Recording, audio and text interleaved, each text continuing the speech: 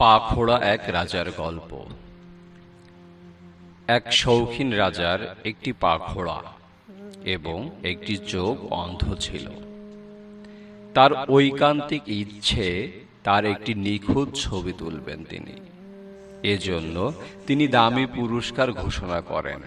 ফটোগ্রাফাররা অনেকেই আসলেন, কিন্তু শর্ত অনুযায়ী নিখুঁত ছবি উঠাতে কেউ রাজি হননি।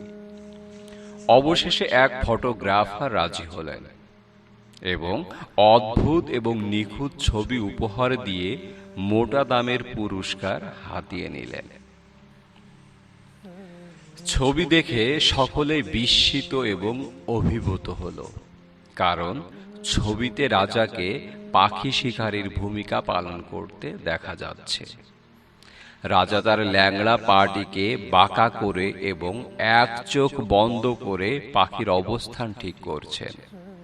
রাজার শরীরে দুটি অঙ্গ বিকৃত ও ত্রুটিযুক্ত ছিল, কিন্তু শিল্পীর মেধা ও মননশীলতার জন্য রাজার খুঁত ধরা পড়ছিল না।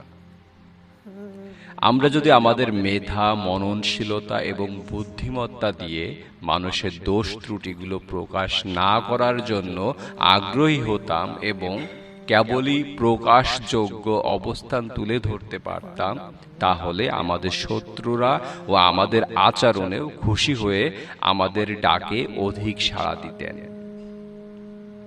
আমরা এ পৃথিবীতে দীর্ঘদিন থেকেও জীবনে একটি মানুষকে ও দিনের পথে আনতে পারলাম না। এটা আমার, আপনার সবার ব্যর্থতা। আমরা ত্রুটিমুক্ত কেহই না। রাসূলের শিক্ষা, যে অন্য কারো দোষ ঢেকে রাখে, আল্লাহ তার দোষ ঢেকে রাখে।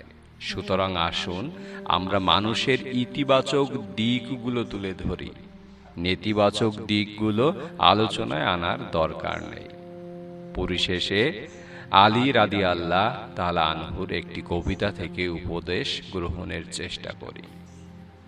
কবিতার ভাবার্থ: ভাষা ব্যবহারে সতর্ক থাকা, কারো গোপন রহস্য ফাঁস করার চিন্তাও করো না। তোমার নিজের তো আপাদমস্তক সবই গোপন, আর নিন্দুকেরাও বসে নেই।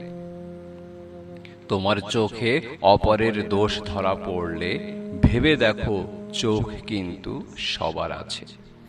সবার সাথে করো শোভন আচরণ, আর শত্রুর প্রতি করো ক্ষমা প্রদর্শন। প্রতিহত করতে উত্তম পন্থা করো অবলম্বন। অনুপম আচরণ ও মিষ্টভাষীরাই কেবল হয়ে থাকেন মিষ্ট মনের অধিকারী। সবাইকে ধন্যবাদ। আসসালামু আলাইকুম ওয়া রাহমাতুল্লাহি ওয়া বারাকাতুহু।